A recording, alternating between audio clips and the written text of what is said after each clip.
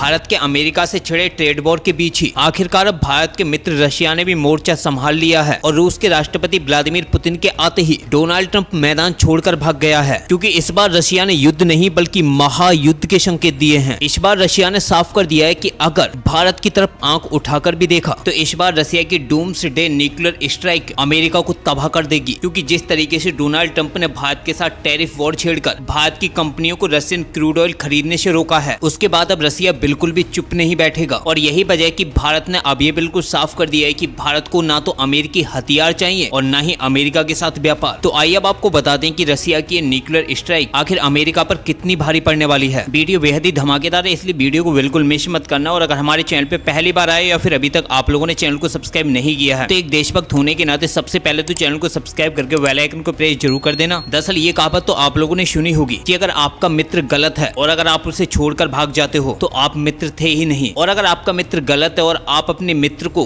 गलत होने पर भी उसके साथ खड़े हो तो यही सच्ची मित्रता है। और भारत और रूस वही कर रहे हैं, क्योंकि गद्दार और धोखेबाज अमेरिका ने ना तो पहले भारत का साथ दिया था और ना ही अब दे रहा है। वहीं पहले भी रशिया भारत के साथ खड़ा था और आज भी रशिया ही भारत के साथ खड़ा है, क्योंकि ये बात तो आपको भी पता है कि भारत और अमेरिका के बीच में जो ट्रेड वॉर है वो लार्ज स्केल पर फैल चुका है। और अमेरिका के जो secretary of state Marco Rubio हैं, उसने ये बिल्कुल साफ कर दिया कि भारत हमारा मित्र है, इसमें कोई शक नहीं है, लेकिन वो कब तक हमारा मित्र रहेगा ये हमें भी नहीं पता। अब चाहे तो आप लोग खुद ही आर्टिकल देखो जिसमें साफ है कि India and ally what can't align 100% of time US on Trump tariffs, यानी कि अमेरिका खुद ये साफ साफ बोल रहा है कि हम वही हैं जिन्हें दोस्ती के रूप में गद्दार बोला जाता है। यानी कि भारत और रशिया के बीच में जो ट्रेड वॉर शुरू हुआ है उसका अब दूर दूर तक कोई भी समझौते से मतलब है ही नहीं। यानी कि अब भारत और अमेरिका के बीच में ट्रेड वॉर शुरू होकर ही रहेगा। अब इसी को देखते हुए रशिया खुलकर भारत के साथ आया है, क्योंकि जब से ये खबरें निकल के आई हैं कि भारत की कंपनियों ने रशियन ऑयल को खरीदना बंद कर दिया है, अब रशिया भी खुद पर हो रहे अत्याचारों को देखते हुए भारत के साथ आकर खड़ा हो गया है। और रशिया इस बार अकेला नहीं बल्कि अपनी परमाणु फौज को भी साथ लेकर आया है। आप लोग खुद ही आर्टिकल देख लो जो अमेरिकी स्टेट मीडिया राइटर्स का है। आर्टिकल में साफ है कि Medvedev reminds Trump of Russia's doomsday nuclear strike capabilities as war of words escalates. आपको बता दें कि मेदवेदेव व्लादिमीर पुतिन के काफी क्लोज एलाय हैं, जो रूस के राष्ट्रपति भी रह चुके हैं और अब रशिया के सिक्योरिटी काउंसिल्स के डिप्टी चेयरमैन हैं। उन्होंने ही अमेरिका को अपने परमाणु हथियारों की एक बार फिर से ताकत दिखाई है। आपको बता दें कि रिसेंटली डोनाल्ड ट्रंप ने रशिया के सिक्योरिटी काउंसिल के जो चेयरमैन है दिमित्री मेदवेदेव, उन्हें मर्यादा में रहने की धमकी दी, जिसके बाद मेदवेदेव ने ट्रंप को खुली धमकी देते हुए साफ कर दिया कि अगर अमेरिका रशिया के साथ साथ उसके साथ क्रूड ऑयल का व्यापार करने वाले देशों पर जो पेनल्टी लगा रहा है उसे रशिया एक अल्टीमेटम के तौर पर ले रहा है। और अब एक बार फिर से रशिया और अमेरिका के बीच में युद्ध की ओर एक नया कदम है। यानी कि रशिया की तरफ से ये बिल्कुल साफ कर दिया गया है कि अगर आप लोग हमारे क्रूड अलाय से पंगा लोगे तो तुम्हें हमसे युद्ध लड़ना पड़ेगा। क्योंकि आपको याद होगा कि 29 जुलाई को डोनाल्ड ट्रंप ने रशिया को खुली चुनौती दी थी कि अगर रशिया 10 दिन के अंदर सीज फायर के लिए एग्री नहीं होगा तो फिर रशिया को अपने तेल खरीदारों के साथ टैरिफ का सामना करना पड़ेगा। इसलिए अब मेदवेदेव ने खुलकर ट्रंप को ये धमकी दी है कि जब तुम